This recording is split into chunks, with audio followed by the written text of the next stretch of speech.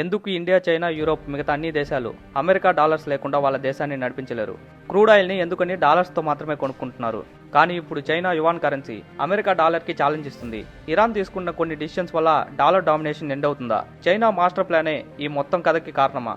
ఇది జస్ట్ ఒక currency story కాదు, ఇది ఒక power story, control story, domination story. Why US dollar dominating world? దీని వెనుక 1970లో జరిగిన నిజాలు ఏంటి? డాలర్ డామినేషన్ ఎండ్ అవ్వడానికి ఇరాన్ తీసుకున్న నిర్ణయం ఏంటి? ఈ వీడియోలో ఫుల్ డీటెయిల్డ్గా ఈ టాపిక్ గురించి మనం మాట్లాడుకుందాం. రోజు నిద్రపోయే ముందు జస్ట్ 5 నిమిషాల్లో geo politics, national, international topics గురించి తెలుసుకోవాలంటే తెలుగు ట్రూత్ ఛానల్ని సబ్స్క్రైబ్ చేయండి. మీరు సబ్స్క్రైబ్ చేశారంటేనే మీకు నోటిఫికేషన్ వస్తుంది. నేను వార్ రిలేటెడ్గా చేసే ప్రతి వీడియో మీరు చూడగలుగుతారు.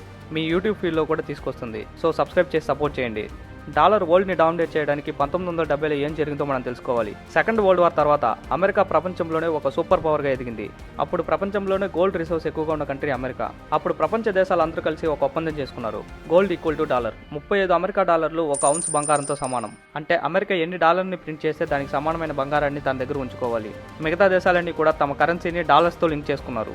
ఎవరికైనా డాలర్ల మీద నమ్మకం లేకపోతే నేరుగా అమెరికా సెంట్రల్ బ్యాంక్ వెళ్లి డాలర్స్ ఇచ్చి బంగారం తీసుకోవచ్చు. ఇలా అమెరికా ప్రపంచ దేశాలన్నీ డాలర్స్ మీద డిపెండ్ అయ్యేలా చేసింది. అమెరికా వియత్నాం జరుగుతున్నప్పుడు అమెరికా యుద్ధం కోసం చాలా ఎక్కువగా ఖర్చు పెట్టింది. వాళ్ళ దగ్గర ఉన్న గోల్డ్ కంటే డాలర్స్ని ఎక్కువగా ప్రింట్ చేయడం మొదలుపెట్టింది. అప్పుడు మిగతా అన్ని కంట్రీస్కి అనుమానం వచ్చి అమెరికా వాళ్ళ దగ్గర ఉన్న బంగారం కంటే డాలర్స్ని, పేపర్స్ని ప్రింట్ చేసి యుద్ధం చేస్తున్నారని భావించి వాళ్ళ దగ్గర ఉన్న డాలర్స్ని అమెరికాకి ఇచ్చి తిరిగి బంగారాన్ని ఇవ్వమని అడిగారు. ఇలా అన్ని దేశాలు ఒకరి తర్వాత ఒకరు అడగడంతో అమెరికా దగ్గర ఉన్న గోల్డ్ రిసోర్స్ మొత్తం తగ్గిపోయాయి. ఈ గోల్డ్ రిసోర్స్ అమెరికాలో తగ్గిపోవడంతో అప్పుడు అమెరికన్ ప్రెసిడెంట్ రిచర్డ్ నిక్సన్ ప్రపంచానికి ఒక పెద్ద షాక్ని ఇచ్చాడు. ఇకపై డాలర్స్కి బదులు బంగారం ఇచ్చే అగ్రిమెంట్ని క్లోజ్ చేస్తున్నామని చెప్పాడు. దీని తర్వాత డాలర్ ఒక కాగితం ముక్కలా మారాలి. కానీ అలా జరగలేదు. ఎందుకంటే అప్పటికే ప్రపంచవ్యాప్తంగా వ్యాపారాలన్నీ డాలర్స్తోనే అలవాటు అయిపోయాయి. బంగారం లింక్ తెగిపోయిన తర్వాత డాలర్ వాల్యూ పడిపోకుండా ఉండడానికి అమెరికా ఒక మాస్టర్ ప్లాన్ వేసింది. ఆ మాస్టర్ ప్లాన్ పేరు పెట్రో డాలర్. బంగారం ప్లేస్లో క్రూడ్ ఆయిల్ని లింక్ చేశారు. అప్పటి America foreign minister Henry Kissinger Saudi అరేబియాకి వెళ్లారు. అప్పట్లో సౌదీ అరేబియా ప్రపంచంలోనే ఎక్కువగా క్రూడ్ ఆయిల్ని ప్రొడ్యూస్ చేసే కంట్రీ. అప్పుడే సౌదీకి, అమెరికాకి ఒక హిస్టారిక్ డీల్ జరిగింది. అమెరికా సౌదీ అరేబియాకి ఒక ప్రామిస్ని ఇచ్చింది. మీ రాజకుటుంబానికి మేము పూర్తిగా రక్షణ కలిగిస్తాం. మీ కంట్రీకి కావాల్సిన కొత్త టెక్నాలజీ, వెపన్స్ను కూడా ఇస్తాం. మీ శత్రువుల నుండి, ముఖ్యంగా ఇజ్రాయెల్ నుండి మిమ్మల్ని కాపాడతామని ఒక ప్రామిస్ని ఇచ్చింది. దీనికి ఇన్ రిటర్న్గా మీరు అమ్మే ప్రతి క్రూడ్ ఆయిల్ చుక్కని కేవలం అమెరికా డాలర్స్తోనే అమ్మాలి. మిగతా ఏ కంట్రీ కరెన్సీ తీసుకోకూడదు.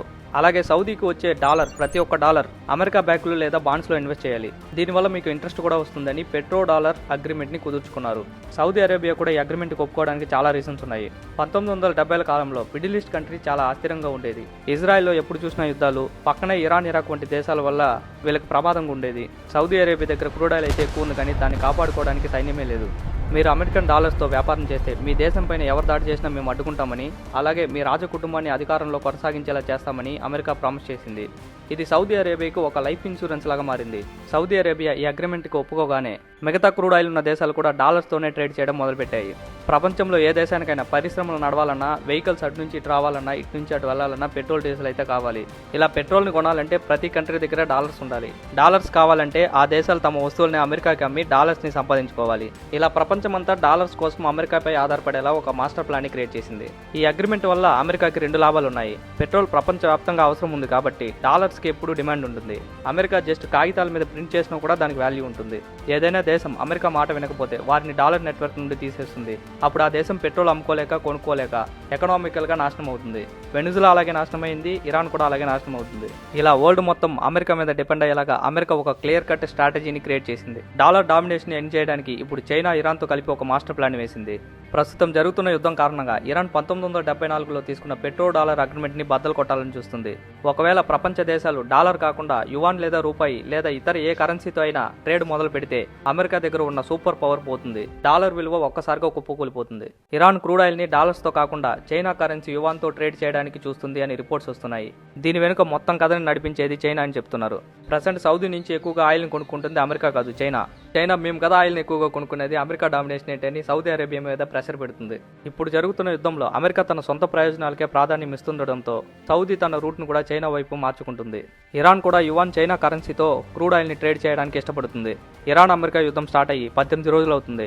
అమెరికా కూడా ఇప్పుడు అందరిని అడుకునే పొజిషన్కి వచ్చేసింది. లిటరల్గా స్ట్రైట్ ఆఫ్ హార్మోజ్ని కాపాడుకోవడానికి ప్రపంచ దేశాలన్నింటినీ పిలుస్తుంది. ట్రంప్ జర్మనీ వాళ్ళని షిప్స్ని తీసుకొని రమ్మంటున్నాడు, జపాన్ వాళ్ళని షిప్స్ని తీసుకొని రమ్మంటున్నాడు, ఆస్ట్రేలియా వాళ్ళని షిప్స్ని తీసుకొని రమ్మంటున్నాడు. కొన్ని దేశాలు అయితే స్ట్రైట్గానే చెప్పేసాయి, మాకు ఈ వారికి ఎలాంటి సంబంధం లేదు. మమ్మల్ని అమెరికా పిలిచిందనో వేరే ఎవరైనా పిలిచారనో మేమైతే స్ట్రైట్ ఆఫ్ హార్మోస్కి మా నౌకల్ని పంపించాం అని డైరెక్ట్గానే చెప్పేశారు. ట్రంప్ దీనికి కూడా రెస్పాండ్ అవుతున్నాడు. మాకు అవసరమైనప్పుడు మీరు రాకపోతే మీకు ఎలా చెక్ పెట్టాలో మాకు తెలుసని స్టేట్మెంట్స్ చేస్తున్నాడు. కానీ నెక్స్ట్ 2 డేస్లో ఒక బిగ్ అటాక్ని అయితే ప్లాన్ చేస్తున్నారు. ఇరాన్ని ఒక దేశంలో కోలుకొనివ్వమని సోషల్ మీడియాలో పోస్టులు కూడా చేశాడు.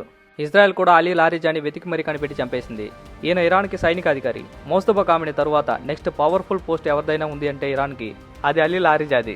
ఇజ్రాయెల్ ఇంటెలిజెన్స్కి దొరకకుండా ఈయన చాలా ప్లేసెస్ని మార్చాడు. కానీ ఇజ్రాయెల్ ఎలాగోలా కనిపెట్టి ఇతన్ని చంపేసింది. అలాగే మోస్తఫా కామిని కూడా వదిలిపెట్టమని వార్నింగ్ ఇస్తుంది. ఇరాన్ లొంగిపోతుందా, అమెరికా ఓడిపోతుందా? మీ అభిప్రాయాన్ని కమెంట్ సెక్షన్లో షేర్ చేయండి. నా ఎక్స్ప్లెనేషన్ నచ్చింది అంటే సబ్స్క్రైబ్ చేసి సపోర్ట్ చేయండి.